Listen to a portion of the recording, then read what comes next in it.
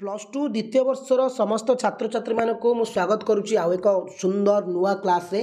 पिले एक क्लास रे आम आलोचना करवा यूनिट 1 शून्य स्थान पूरण पार्ट 2 पिले कहीं आम अलरेडी पार्ट 1 30 टी को आलोचना करते पिले तो ये हूँ पार्ट 2 31 टू आलोचना कर सब सारीदबा पिले है शून्य स्थान पूरण प्रश्न हिस्ट्री पिले माने प्लस टू सेकेंड इयर पिलांकर हिस्ट्री शून्य स्थान पूरण प्रश्न देख हरप्पा संस्कृतिर यज्ञवेदी डैश ठारू आविष्कृत होइछि पिले हरप्पा संस्कृतिर यज्ञवेदी डैश ठारू आविष्कृत होइछि कालीबंगानु पिले कोठुरु ना कालीबंगानु पिले वैदिक सभ्यतार स्रष्टा डैश मानकु कहा जाय वैदिक सभ्यतार स्रष्टा डैश मानकु कहा जाय पिले आर्य मानकु पिले काहाकु कहा जाय थे ना आर्य मानकु कहा जाय आर्य मानक प्रथम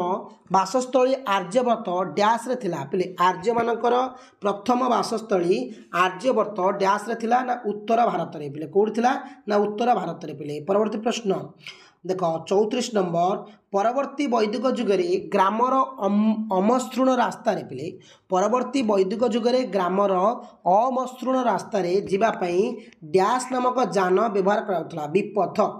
कुरु महाजनपदर राजधानी थिला डैश पिले कुरु महाजनपदर राजधानी थिला डैश पिले इंद्रप्रस्थ पिले इंद्रप्रस्थ थिला पिले माने परवर्ती प्रश्न देख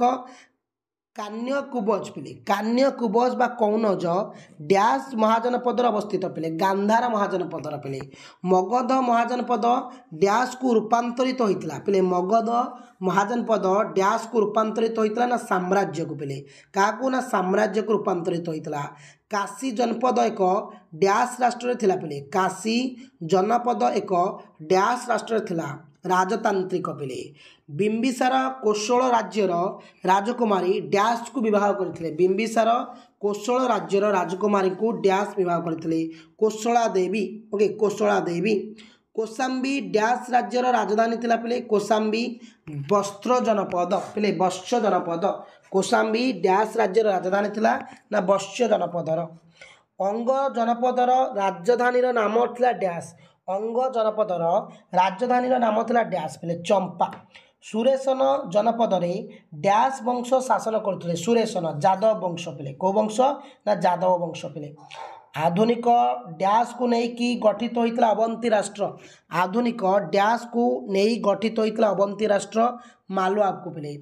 वैदिक जुगरे मनुष्य देवता मानक मध्यस्थी वैदिक जुगरे मनुष्य देवता मानक मध्यस्थी रूपे डैश को कल्पना करा जायतला अग्नि को पिले माने अग्नि परवर्ती प्रश्न देख पिले हिस्ट्री पिले माने प्लस टू सेकेंड इयर पिला माने हिस्ट्री यूनिट 1 शून्य स्थान पूरण पार्ट 2 भिडियो यदि कौन सी भी क्लास देखिन चैनल प्लेलिस्ट को जाओ आराम से सब पाइज पे मैंने डैश ऋग्वैदिक समाज रे ग्रामर मुख्य थे डैश पिले ग्रामीण केतेक परिवार समष्टि को नहीं डैश गठन कर पिले ग्राम केतेक परिवार समष्टि को नहीं डैश गठित होता ना ग्राम परवर्ती प्रश्न देख केते गुड़िए ग्राम को नहीं गठित होइतिबा 20 मुख्य को डैश कह जाए केते गुड़िए ग्राम को नहीं गठित होइतिबा 20 मुख्य को डैश कह जाए ना विस्पति डैश जुगरे जाति प्रथा सृष्टि होता पे डैश जुगरे जाति प्रथा सृष्टि होता ना परवर्ती वैदिक जुगरे पे अश्वमेध यज्ञ डैश जुगरे समाहित होता अश्वमेध यज्ञ पे परवर्ती वैदिक जुगरे केते गुड़िए जन को नहीं एक बृहत साम्राज्य गठन कराइतला केते गुड़िए जन को नहीं एक बृहत राज्य गठन करा डैश कह जनपद ऋग्वेद रे डैश टी मंडल रही ना ऋग्वेद रे 10टी मंडल रही केतोटी मंडल ना 10टी मंडल डैश वेद रे संगीत विषय रे पिले डैश वेद रे संगीत विषय रे आलोचना कर गंधर्व विषय रे वैदिक जुगरे शेष भाग रे रचित साहित्य को डैश कह जाए वैदिक जुगरे शेष भाग रे रचित साहित्य को डैश कह जाए पिले वेदांत कह जाए कौन कह जाए ना वेदांत आदि वैदिक जुगर व्यवहृत मध्यर नाम डैश पिले आदि वैदिक जुगर व्यवहृत मध्यर नाम डैश ना सोमरस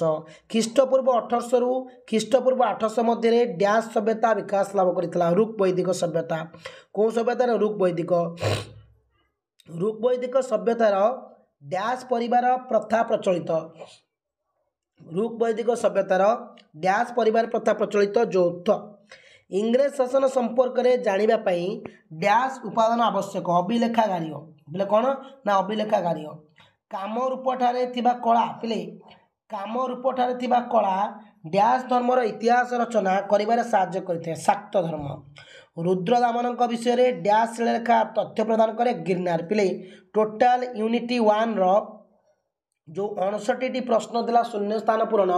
टोटाल 2टी भिडियो आम सारीदे है +2 सेकेंड इयर हिस्ट्री शून्य स्थान पूरण प्रश्न आम जाने 15टा आसो तो यूनिट 1 टोटाल शून्य स्थान पूरण प्रश्न कंप्लीट हो गला ओके तो थैंक यू पे जय हिंद पे।